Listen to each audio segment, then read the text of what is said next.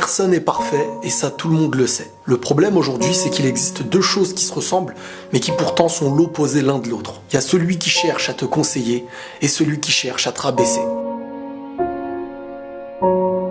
Tout le monde rêverait d'avoir à ses côtés une personne qui nous relève lorsqu'on tombe, une personne qui nous permette de devenir meilleur chaque jour. Ce serait un mensonge de dire le contraire, la grande majorité des gens souhaitent devenir meilleurs. Mais parfois l'espoir de devenir quelqu'un disparaît, et c'est à ce moment-là qu'on abandonne. Le meilleur des rappels qui puisse exister en fin de compte, c'est celui de rappeler qu'il n'est jamais trop tard. C'est ce qu'on appelle encourager avant de conseiller. Pourquoi alors aujourd'hui peu de personnes acceptent d'être rappelées ou conseillées? Car au fond, malheureusement, beaucoup de ceux qui te conseillent seront de ceux qui te rabaissent. Aujourd'hui, tout le monde critique, tout le monde conseille, mais c'est quoi la finalité de tout ça? Si tu critiques, c'est que tu souhaites faire part de ta vision. Si tu conseilles, tu devrais souhaiter logiquement que la personne devienne meilleure. Sinon, c'est quoi l'objectif en fait de faire tout ça? La bonne finalité doit être un objectif. Et si on l'ignore, c'est comme oublier sa destination en plein chemin. Et c'est là le problème. Si tu souhaites en fin de compte que la personne devienne meilleure, tu devrais être intelligent dans ta manière de conseiller. Malheureusement, aujourd'hui, beaucoup de gens disent rappeler et conseiller une personne, mais en fin de compte, ils le font tellement mal que la personne finit par lâcher bien plus que s'accrocher. Certains ne veulent pas ce qu'ils conseillent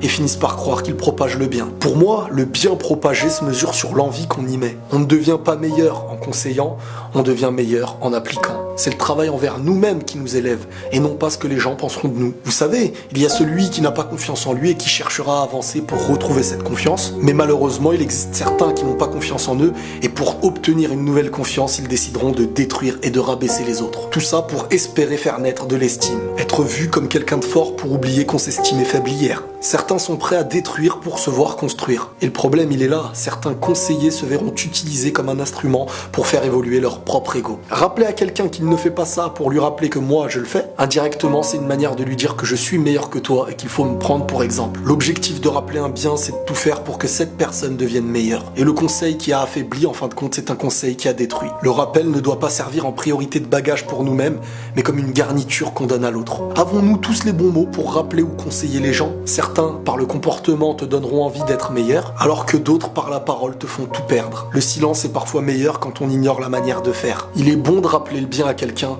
mais il est encore meilleur de vouloir réellement son bien. Certains viendront à te rappeler tes défauts, non pas pour les transformer en qualité, mais plutôt pour te faire rappeler que tu n'es pas à la hauteur. Combien de personnes qui te conseillent souhaitent réellement te voir évoluer? Combien te souhaiteront le bien qu'ils espèrent pour eux-mêmes? Combien de ceux qui te conseillent viendront te rappeler qu'ils sont tout aussi faibles et que l'objectif c'est d'avancer ensemble? Ils viendront jamais te conseiller d'une mauvaise chose qu'ils pratiquent eux aussi. Il y a le conseil, le rappel de la personne qui veut le meilleur en toi, celui qui trouvera tes qualités pour faire perdre tes défauts, et il y a celui qui est dans l'illusion de conseiller pour se donner bonne conscience. L'objectif ce n'est pas d'avoir la bonne conscience, mais de souhaiter sincèrement le bien de celui qu'on approche. Et la paix sur vous.